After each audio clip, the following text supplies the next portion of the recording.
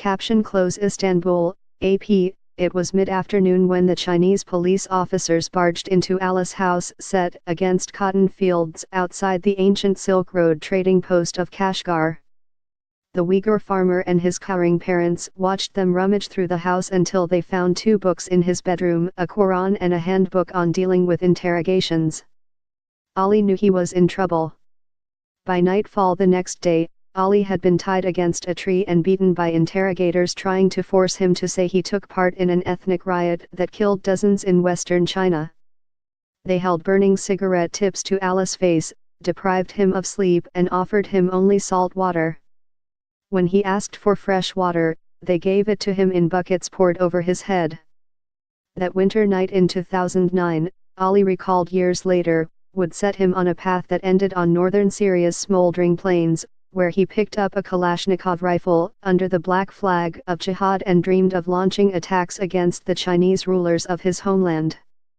Since 2013, thousands of Uighurs, a Turkic-speaking Muslim minority from western China, have traveled to Syria to train with the Uyghur militant group Turkistan Islamic Party and fight alongside Al-Qaeda, playing key roles in several battles.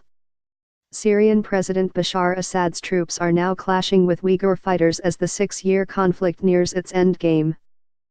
But the end of Syria's war may be the beginning of China's worst fears. "We didn't care how the fighting went or who Assad was," said Ali, who would only give his first name out of a fear of reprisals against his family back home. "We just wanted to learn how to use the weapons and then go back to China."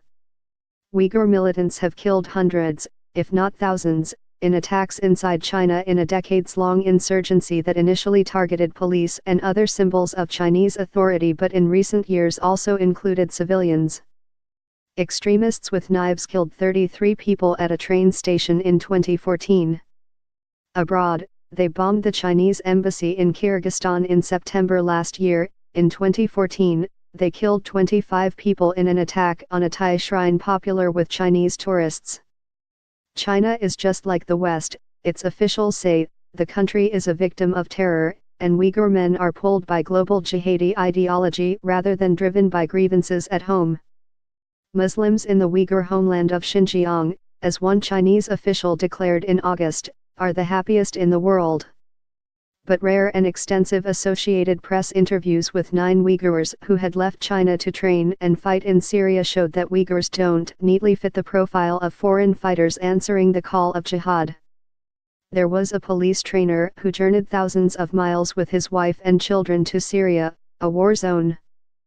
A farmer who balked at fundamentalist Islam even though he charged into battle alongside Al-Qaeda.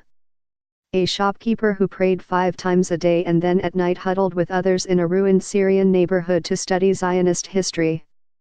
And there was Ali, a short, soft-spoken 30-year-old with a primary school education who knew little of the world beyond his 35-acre farm when he left China, a home that had become unlivable.